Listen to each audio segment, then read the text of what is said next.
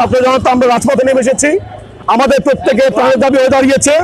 আমাদের প্রথম দাবি, এক, শেরেবাংলা মেডিকেল কলেজ হাসপাতাল সহ বাংলাদেশের সকল সরকারি হাসপাতালগুলোর অবকাঠামোগত উন্নয়ন, পর্যাপ্ত দক্ষ জনবল নিয়োগ, আধুনিক যন্ত্রপাতি ও ওষুধ সরবরাহ সহ সর্বসাধারণের জন্য সুচিকিৎসা নিশ্চিত করতে হবে।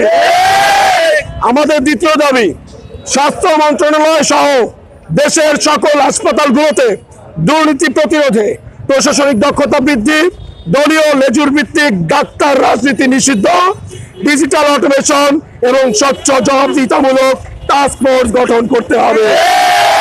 আমাদের তৃতীয় এবং শেষ দাবি, স্বাস্থ্য খাত সংস্কার কমিশনকে জনগণের ভোগান্তির কথা শুনে তদন্ত সাপেক্ষে পুনরায় সুপারিশ, সিদ্ধান্ত গ্রহণ ও বাস্তবায়নে জোরদার পদক্ষেপ গ্রহণ করতে হবে।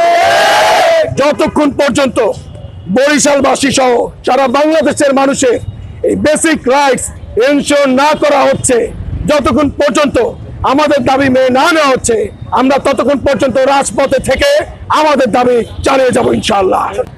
আমরা যতটুকু তদন্ত করেছি, আমরা ছাত্র জনতা ওখানে গিয়েছিলাম, আমরা তাদের কাছে গিয়ে জানতে চেয়েছি আপনাদের সমস্যা কোথায়, আপনারা আমাদেরকে শেয়ার করেন। এই বরিশাল আমাদের সবার, এই বরিশালের নাগরিক আমরা প্রত্যেকে এখানে স্টেক হোল্ডার। এই বরিশালের শেরেবাংলা মেডিকেল কলেজ হাসপাতালের সুবিধা অসুবিধা, সমস্যা এবং সম্ভাবনা জানার অধিকার আমাদের আছে। তার সুবাদে আমরা বিভিন্ন সমস্যা তাদের কাছে উপস্থাপন করেছি এবং সেই সমস্যা চিহ্নিত করে তারাও তাদের সমস্যাগুলো বলেছে। তাদেরও অনেক রকম অপ্রতুলতা আছে, তারা আমাদের কাছে অপারগতা স্বীকার করেছে। এবং এই মুহূর্তে আমাদের ফোকাস পয়েন্ট হচ্ছে স্বাস্থ্য মন্ত্রণালয়, স্বাস্থ্য অধিদপ্তর। আমরা বলবো যে স্বাস্থ্য অধিদপ্তর এবং স্বাস্থ্য মন্ত্রণালয় তারা যদি দায়িত্ব নিয়ে এই হাসপাতালগুলোর দায়িত্ব না নেয় এবং এগুলো অব্যবস্থাপনা পরিবর্তনে বা হাসপাতাল স্বাস্থ্য খাত সংস্কার যদি তারা না করে, তাহলে এটা অন্য কেউ করে দিবে না, এটা অন্য কেউ করবে না। আর যদি তারা না করে, তাহলে মাথায় রাখতে হবে তারা দায়িত্বশীল। তারা যদি ফেল করে, সারা বাংলাদেশের সর্বস্তরের নাগরিক তারা নিজ হাতে দায়িত্ব নিয়ে নেবে ইনশাআল্লাহ।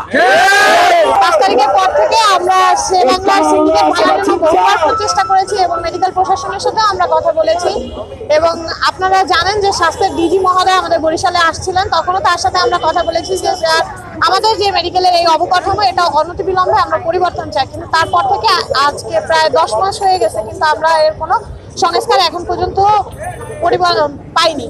তো সারা বাংলাদেশের মেডিকেলের যে একটা সিন্ডিকেট আছে, আমরা এটা সংস্কার চাই। আর এই সংস্কারের দাবি নিয়ে আজকে আমরা রাজপথে, যতদিনে আমরা সংস্কার না পাবো শিক্ষার্থীরা রাজপথে থাকবো। জানেন যে আমাদের বরিশালে শেরেবাংলা মেডিকেল কলেজের কি অবস্থা এবং ওখানে পরিচ্ছন্নতা সহ বিভিন্ন ধরনের চাহিদার অভাব আছে। আমরা এগুলো কিছুদিন ধরেই গিয়ে এগুলো নিয়ে কাজ করতেছি। কাজ করার পর আমরা আরও বিভিন্ন জিনিস পেয়েছি।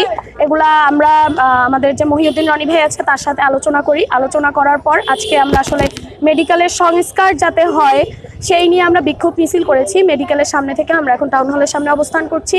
এবং আমাদের যে ভোগান্তি হয়, আমরা দেখতে পাই যে রুগীরা শেরেবাংলায় গেলে সঠিক সেবা পাচ্ছে না, সঠিক চিকিৎসা পাচ্ছে না।